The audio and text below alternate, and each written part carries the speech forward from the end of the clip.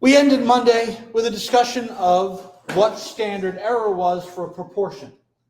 And the reason I need standard error is because it shows up in my calculated test statistic. So remember, my hypothesis testing is the proportion equal to, bigger than, or less than some hypothesized value? That's capital pi there, our population proportion. I don't know what that is.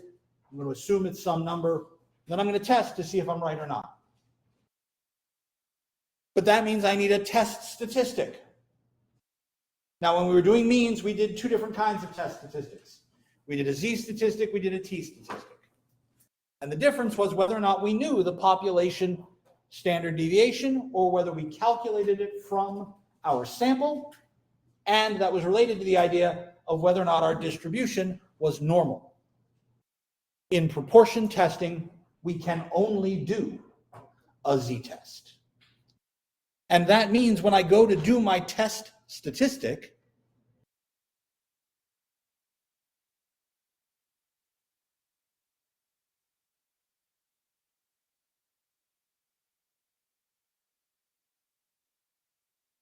I use a z.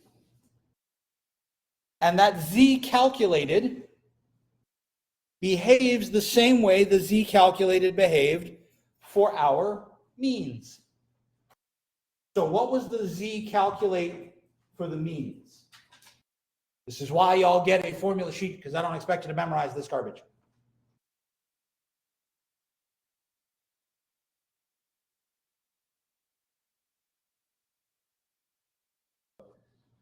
Mean minus expected mean over standard deviation.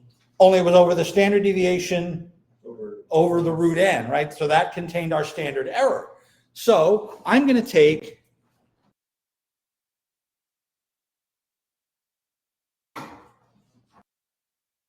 we called it like mu sub 0 for the expected mean. I'm going to call the expected proportion pi 0.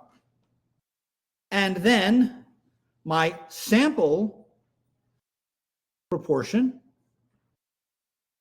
will be p. And I'll do the same thing. I'll take the sample, subtract the one I expected, and divide by the standard error. But that's our expression right up here. That's sigma p. So this is p minus the expected over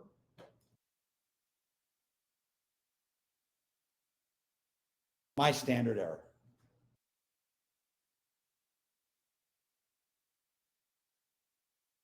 And if it's a z-score, I must be using my normal distribution, table C, or the z-score lookups on Excel. Everything else we do is exactly the same.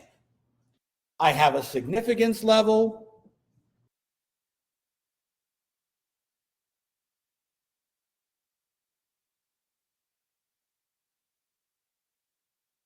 Say alpha.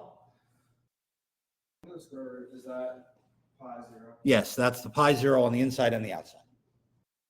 I have a significance level alpha, 0.05, 0.1, 0.01, whatever my threshold is for how significant this test should be.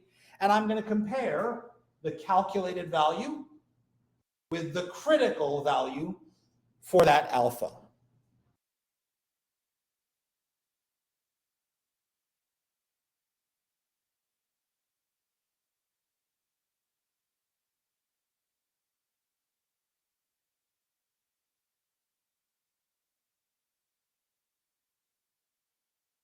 Everything else then comes down to, do I reject the null hypothesis or do I not reject it? And I can do the p-value for this and say, oh, is the p-value smaller than the significance or bigger than the significance? If it's smaller, then I'll reject. So I'm going to do the same kind of calculation we did both on Monday and the Friday previous. Rather than do this from scratch, I'm going to read one out of the textbook as an example. Page 345, problem number 49. And this problem says, a hospital gets a shipment of 3,500 insulin syringes. By the way, insulin syringes are very, very thin. The standard sort of syringe you get a shot with in the doctor's office is usually a 24 or 26 gauge needle.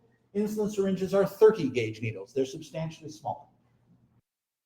14 of them were unusable due to defects. At 0.05 significance, is this sufficient evidence to throw out the samples or the entire supply if the rules say it has to be 99.7% acceptable?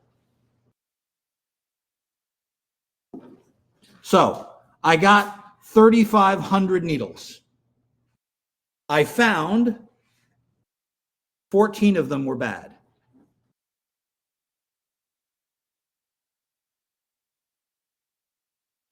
The requirement is that 99.7% of them need to be good.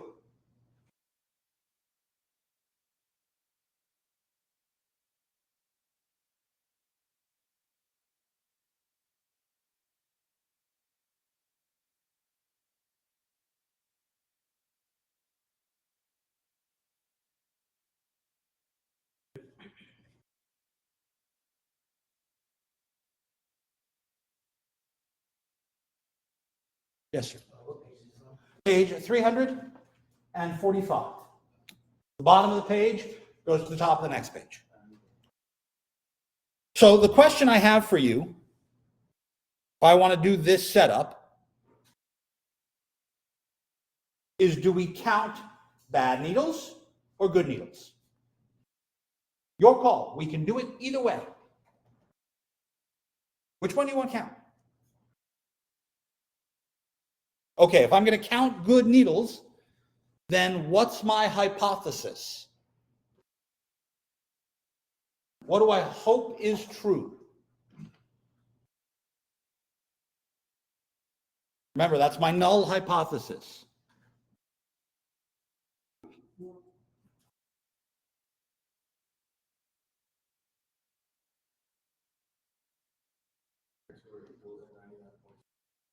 Except I want to do it in percentages, so 0.997. I want this.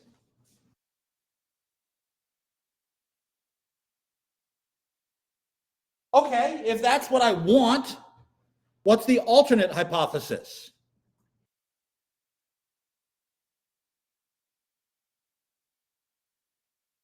Which means I have too many bad needles.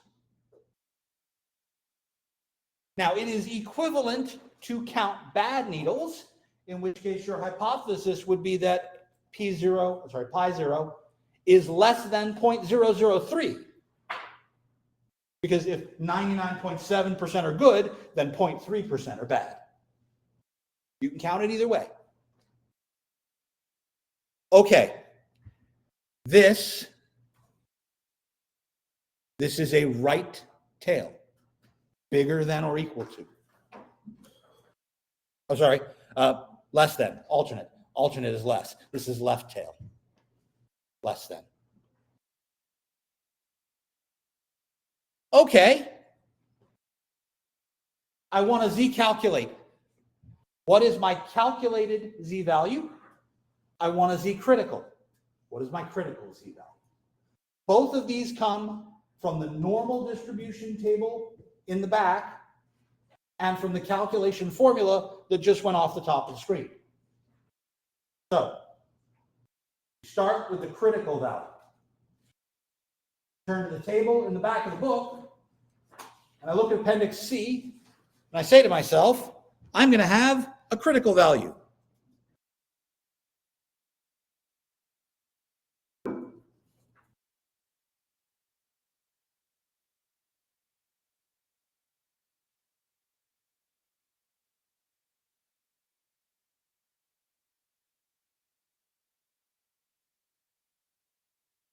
Okay, now we get to the question mark part. What critical value goes with alpha being 0.05?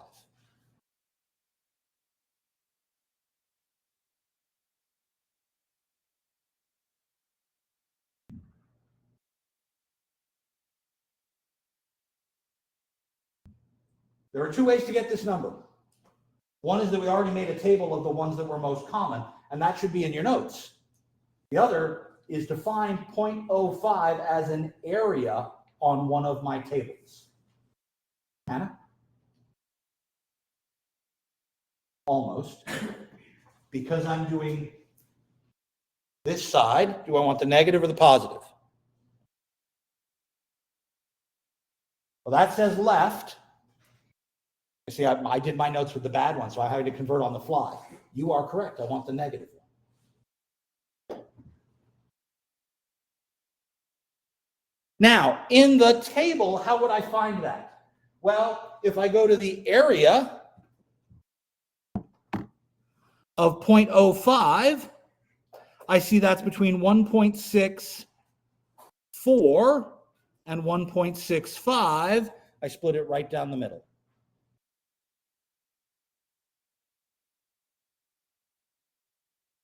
Okay, that's my critical value. How do I find the calculated value?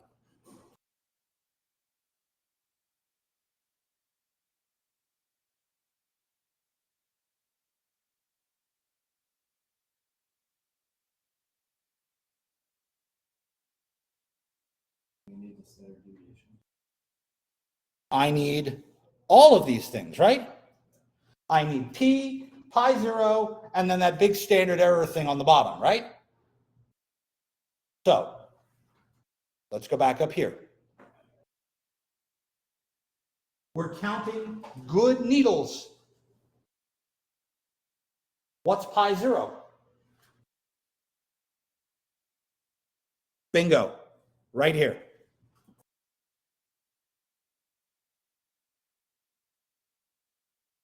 What's p? How many of my needles were good?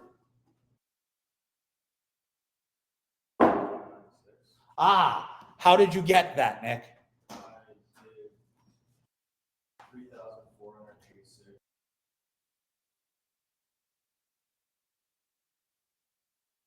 So,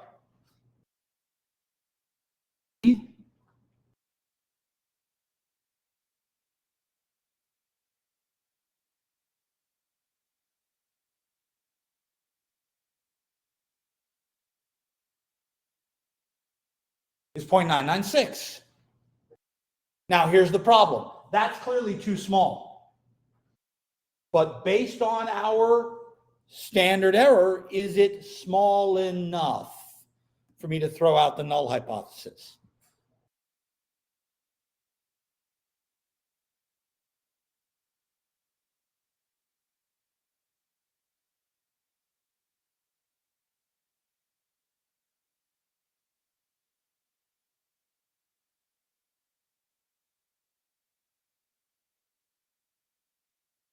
What do I divide by? Say again? 3,500, the total number of needles in this sample. So now I get zcalc is 0.996 minus 0.997 over whatever this number is.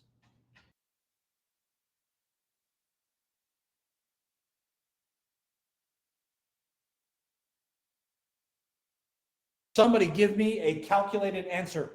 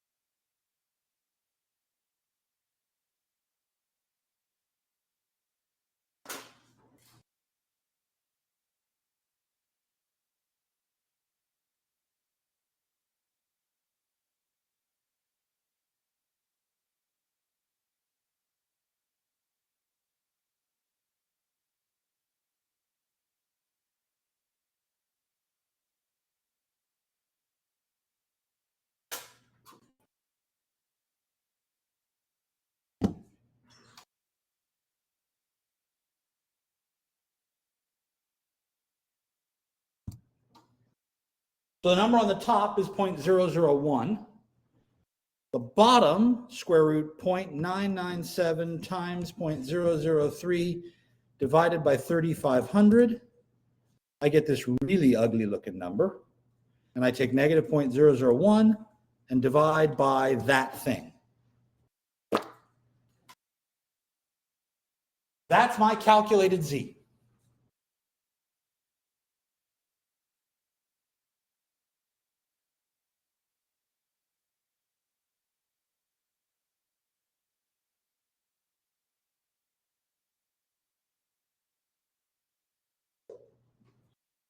Do I reject the null hypothesis or not?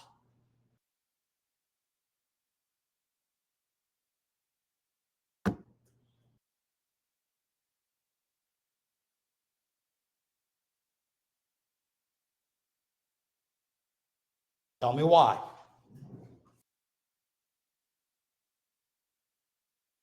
Okay. So why did you use 4 decimal places? I pulled it out of thin air.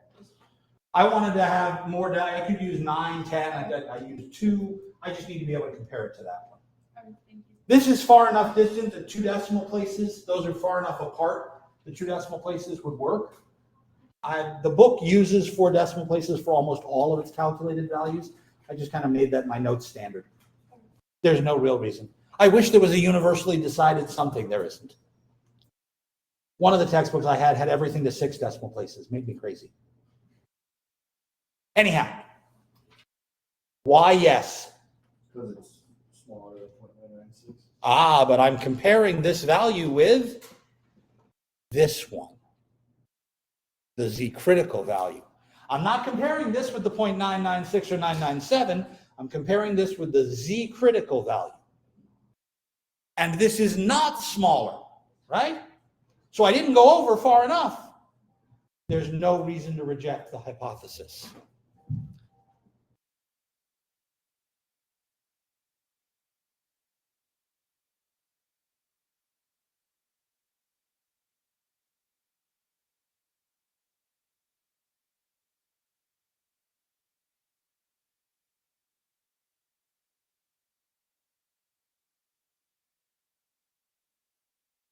Which means I can say that this is still an acceptable shipment of needles. The hospital is okay keeping this batch of needles. It's not so bad that I have to throw it out.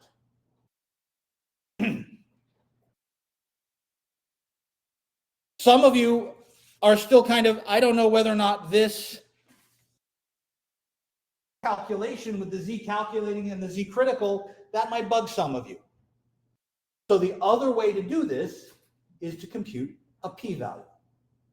Ignore Z critical. Let's make believe we never did it. We just have this value, 1.0817. So in your normal distribution C2, because that's the one that starts on the left and builds stuff up, yes? Find me 1.08. Sorry, negative 1.08. For the Z,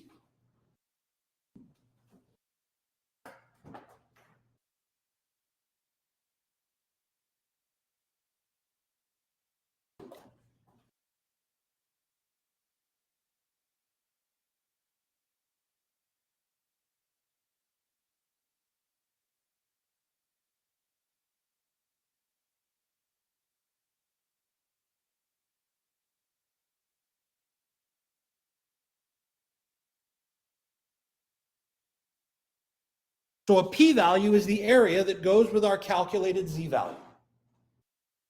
If I use negative 1.08, what do I get? Aha.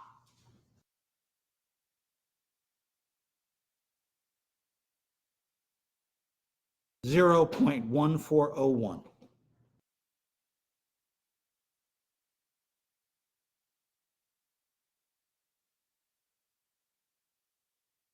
Now, you can also do that calculation in Excel. And if I do that calculation in Excel, then and I can use more decimal places for the Z, right? Because in Excel, I can put in as many decimals as I want. My table only goes to 2. If I were to do this in Excel, we could do norm.s.distribution, normal standard distribution. And then I would tell it, oh, I want to use negative 1.0817, and I want the cumulative, because that's what table C2 is. It's the cumulative distribution function. By the way, if I use more decimals, I get 0.1397. Pretty close to 0.1401, isn't it? It's not a huge difference.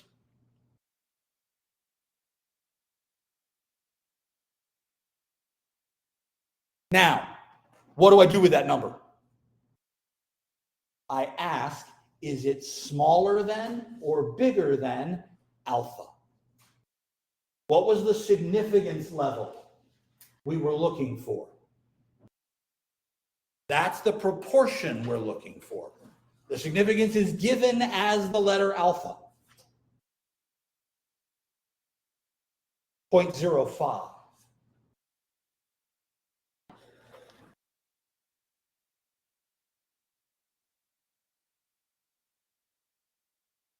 That means I need the p-value to be smaller than that for me to say, oh, I'm out, too far out in the wings of my normal distribution. 0.14 is bigger. I'm in the white region, not the shaded region in the picture. I should not reject the null hypothesis.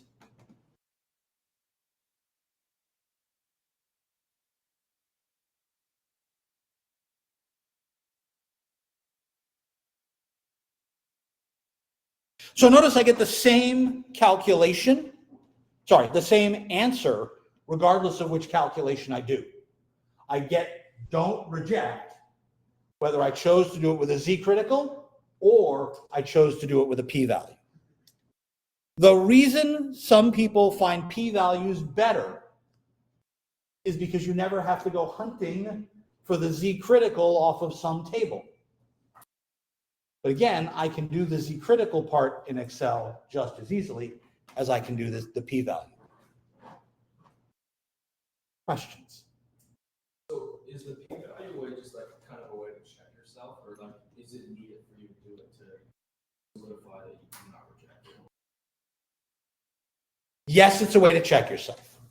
Is it needed? No, if you want to do the z-critical instead. If you would say, I don't ever want to think about z-critical, just let me do the p-value, then you do it instead of doing z-critical. And it gives you the same answer. Yes?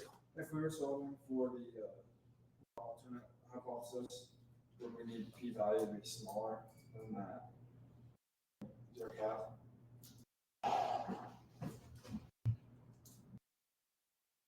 When the p-value is smaller than the 0.05, then I reject the null hypothesis to say the alternative must be correct.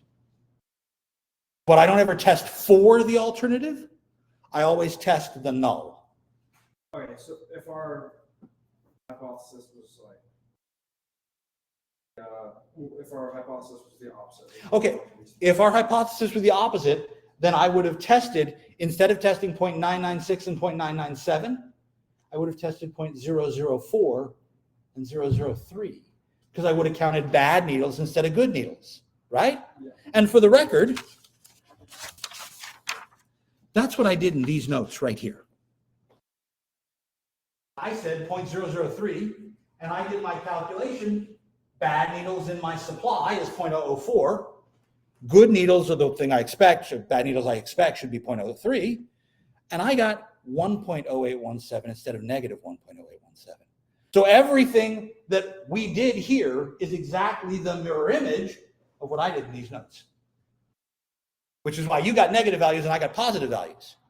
But notice my Z critical is positive 1.645. And if I'm doing this in my numbers, I'm doing right. Because I want to know that it's bigger. But it's not bigger. So I reject it anyway. And that shows you there are actually 4 different ways to do this problem. Do I count good needles or bad needles? And then, do I test smaller or bigger? And do I do it with a Z or a P?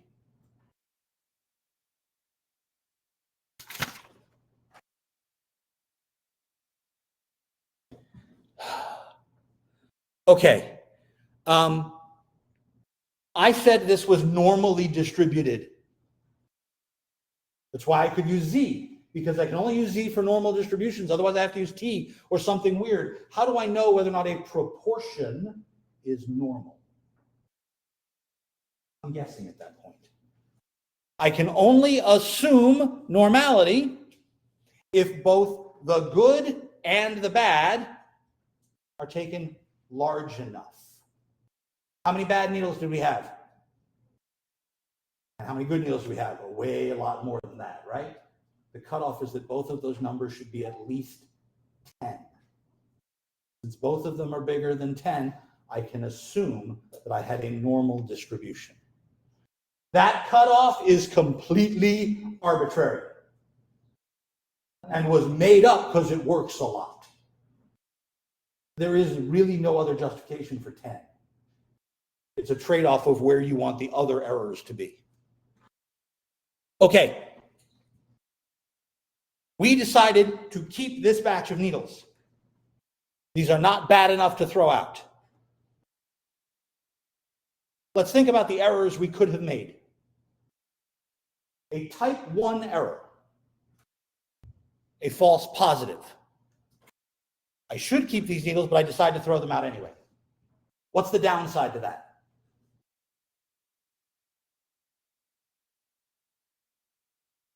And not only that, I got to go buy new needles, right? I just threw out 3,500 needles. I hope the hospital doesn't need them today. A type 2 error, false negative. I should have thrown them out, but we kept them. What's the downside there?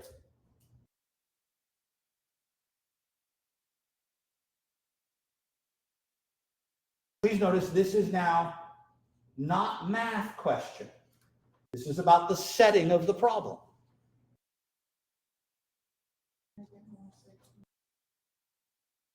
But it depends on how they're bad, right? Are they bad in that they're not sterile? Are they bad in that they're blunt? Are they bad in that they're too narrow or too wide and they're not going to inject or they're going to hurt? Yeah, my problem is that I'm using bad needles, and using bad needles is a bad idea.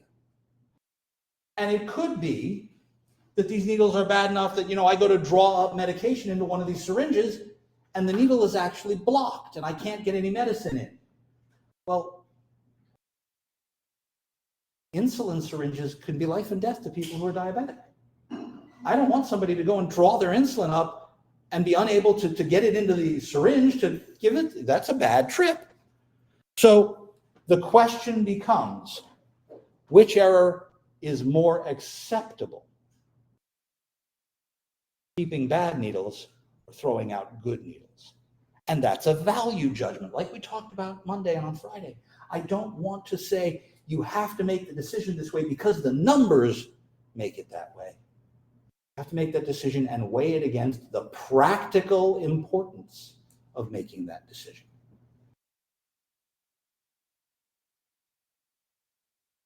Questions?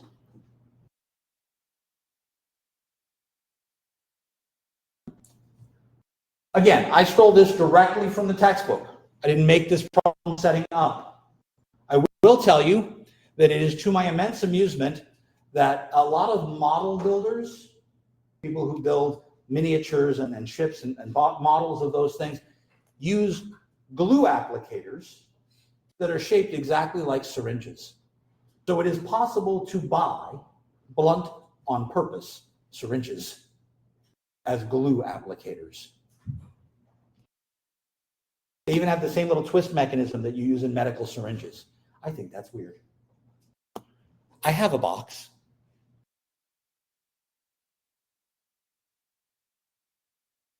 So that I can put ink into a pen. It's amazing what you can do to try and get the ink through this little tiny hole. Anyhow, weird. You can find on Amazon, right? So, If my proportion is very small, if I end up with a p, 0.03, 0.04, those are, sorry, 0.003, 0.004, those are very small proportions. It is far more likely to reject based on alpha. My p-value will tend to be fairly small out there.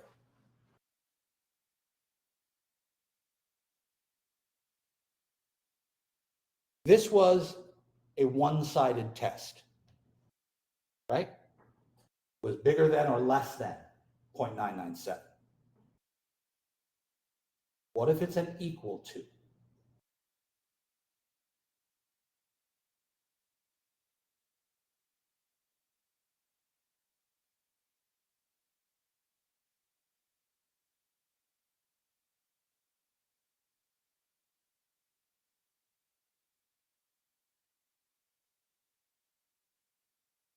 What am I going to do differently if I have a two-tail test?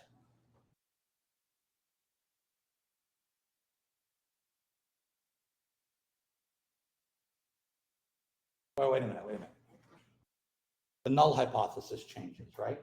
The null hypothesis is now that my proportion is exactly equal to something.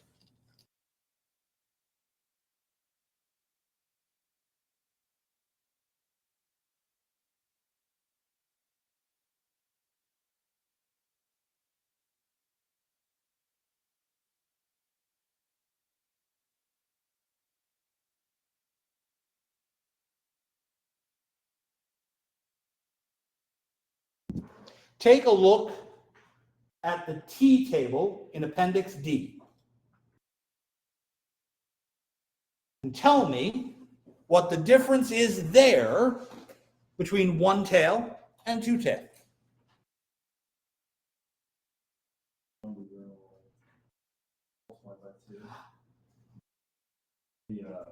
Confidence levels are. The confidence levels are bigger, right?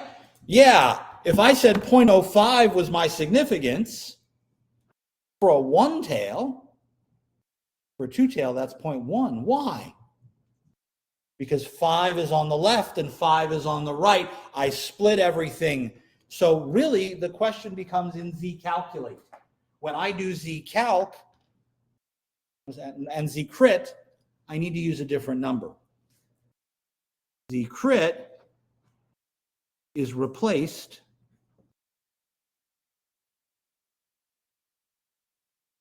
by alpha over 2. So the one we just did had alpha being 5%, 0.05. If I do two tail instead of one tail, I'd use 0.025. What's the Z value for 0.025?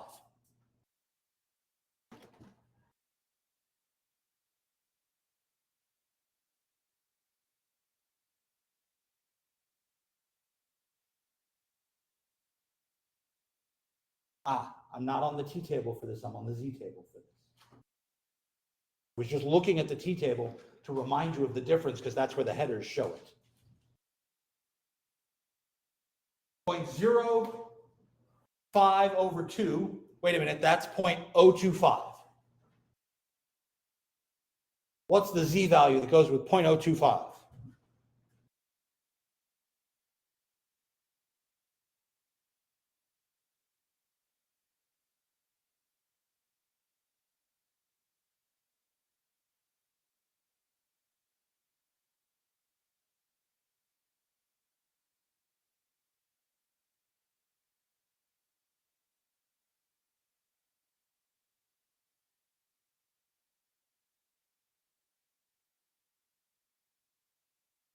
How did you get that?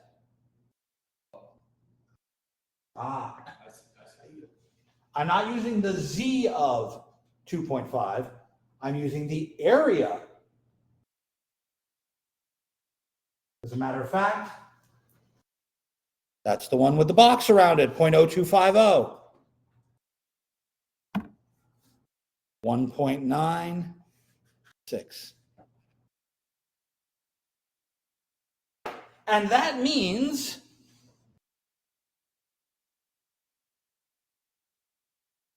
And I would be using plus or minus, right? Because I could either be to the low side or I could be to the high side. But that means that a two-tail test is harder to reject than a one-tail test is. And most of the time, people will use two-tail tests because they want to make it harder to reject the null hypothesis.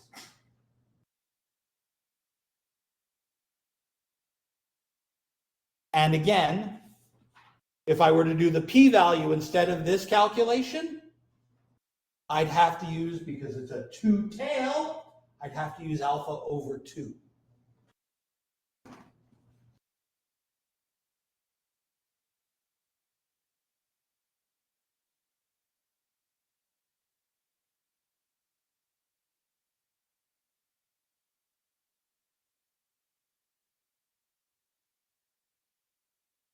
We compared our p-value 0.14 to 0.05.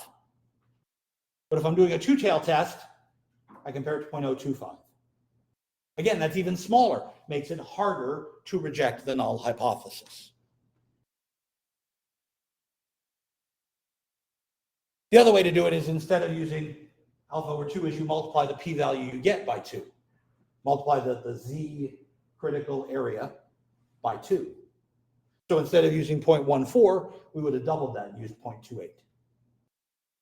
You've got to multiply or divide by 2 somewhere in the game when you're doing a two-tail test.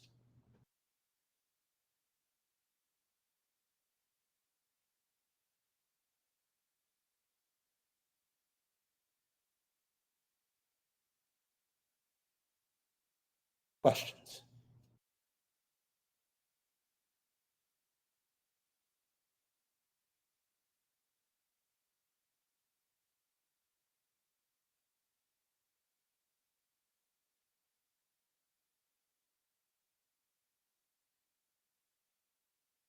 Page 346, problem number 51.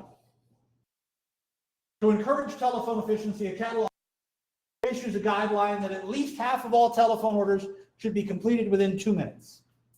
We do a sample of 64 call orders and see that 24 call orders lasted less than 2 minutes, 2 minutes or less. Does this sample show that fewer than half the orders are completed within 2 minutes? Or are we successful at saying at least half of them should be completed in 2 minutes?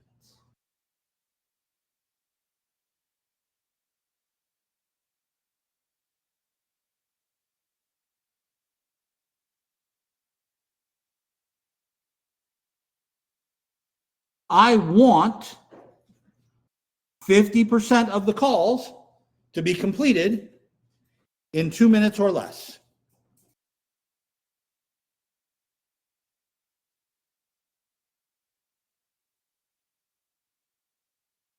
I took a sample of 64 calls and I found that 24 of them lasted less than 2 minutes.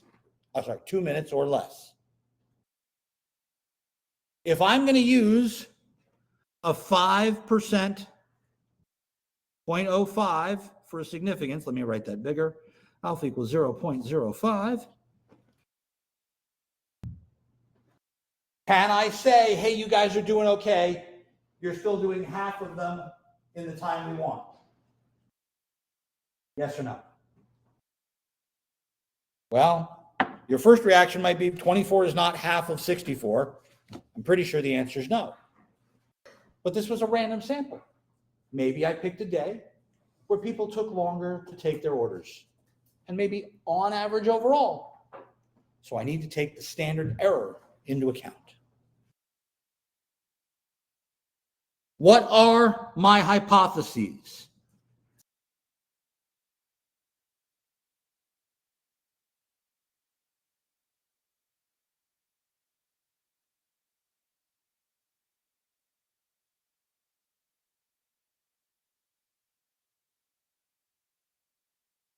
The question that is asked, does this sample show that fewer than half the orders are completed within 2 minutes? Or does it show that more than or equal to half? Oh, the status quo would be everything is okay.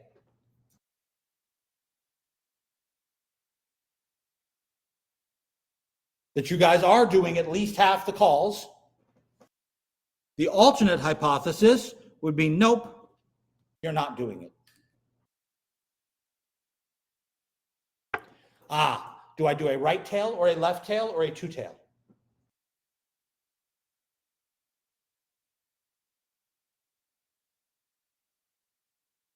How so? But the stuff that's on the right is the null hypothesis. And we reject when it's not this. So I base off of this, and that is to the left of 0.5. So this is a left tail test.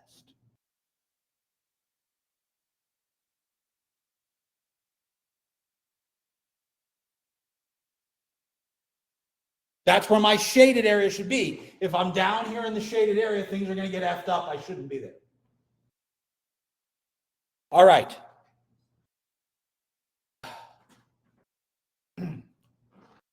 I'm not even going to bother with a z critical. Let's do this one with the p-value. So to do a p-value, I need the calculated z. How do I get the calculated z?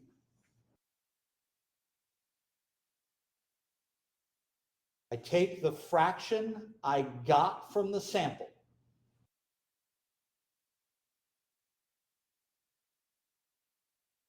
I subtract the fraction I want, the expected, and then I divide by the standard error.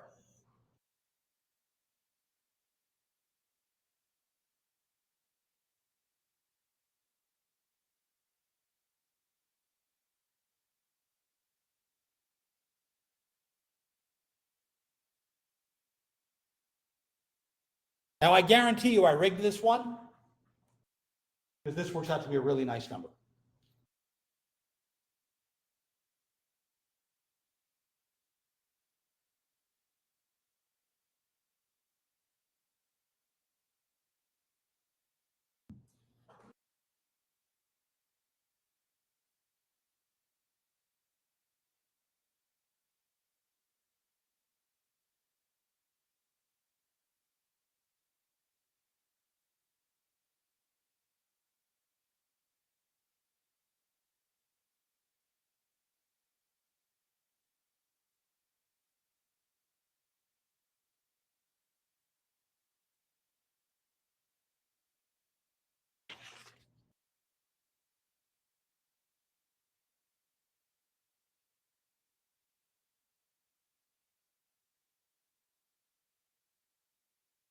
Aha, a nice, even, whole number.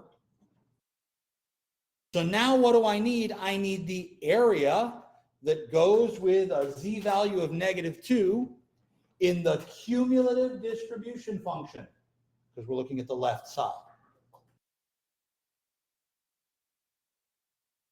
0.0228.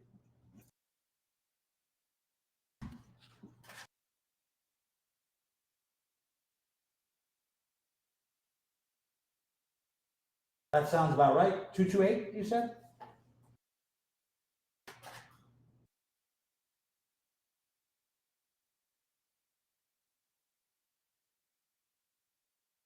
Okay, what do I compare that to?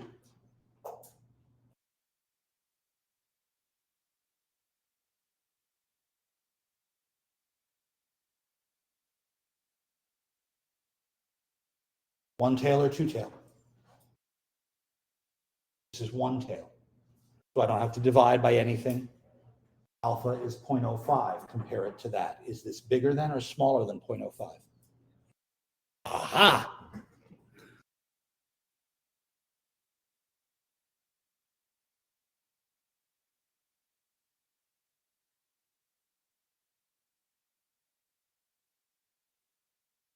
So I get to reject the null hypothesis. What do I tell my calling center?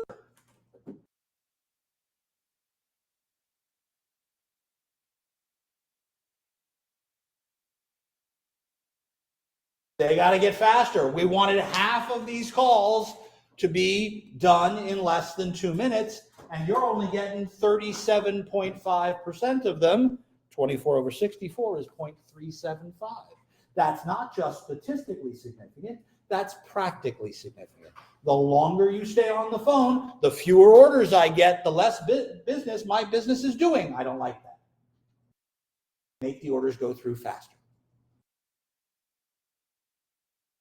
Now, modern catalog work is rarely done on the phone anymore. Everybody orders their crap online. My website needs to be faster.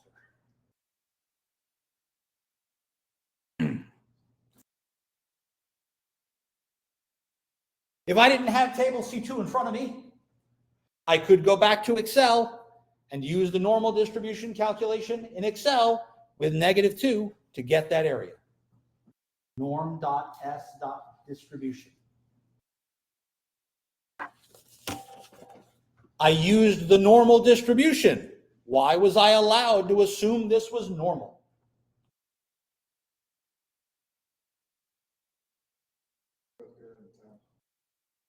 Both. Which both? There are two things. Which two things? Exactly. I had 24 and 40. Both of them are bigger than 10. 24 calls that were completed in 2 minutes or less, and 40 that weren't. Okay. If it's not normal, I can't use the normal distribution, then I have to do something different. What I can do is use the binomial distribution, discrete distribution, instead of a continuous distribution. And that means that I'm going to have to do a bunch of binomial calculations instead.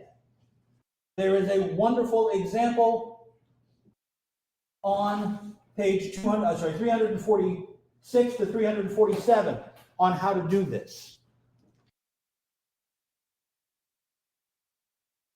But I'm not calculating any sort of z-score anymore.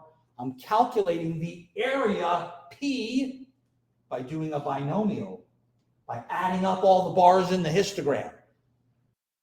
That takes a lot longer, especially if there's a lot of bars down there on that side of the histogram or up here on this side of the histogram, which means we're not going to do it very often, if at all. I do believe I did not assign one of these for the homework, but if I did, talk to me about it. But the calculation shown on page 347, 346 is exactly the way we want to do it. There's a good sample, yeah, page 346, above the mini case study. Okay, all of this idea is based off of one sample from a group. What happens if I'm actually trying to determine whether or not something is effective? Okay, people, got a bunch of athletes in the room. What's your pre-workout routine? You take this powder beverage, whatever, you make a pre-workout, right? Does it help? Or is it completely placebo effect? How do I find out? I need two samples. People that do the pre-workout and people that don't. And then I have to figure out how to connect those with each other. That's what we will start on Friday. That is the end of this chapter, which means there's a homework due in 2 class periods, and that's Monday. So remember, I do not have office hours tomorrow. If you want to talk to me, do it tonight online. I will see you there. Have a wonderful rest of your day.